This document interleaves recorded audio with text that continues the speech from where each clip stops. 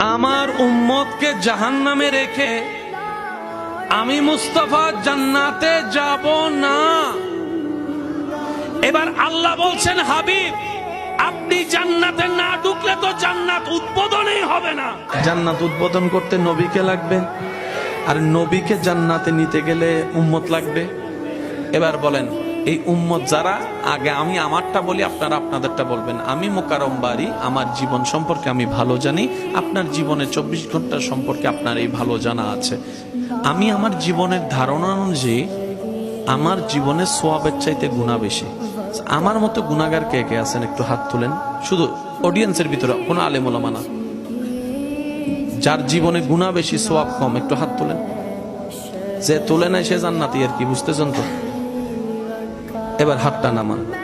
সত্যি করে বলেন, জান্নাত পাওয়া তো দূরের কথা, গ্রাণ পাওয়ার যোগ্যতা আছে আমাদের?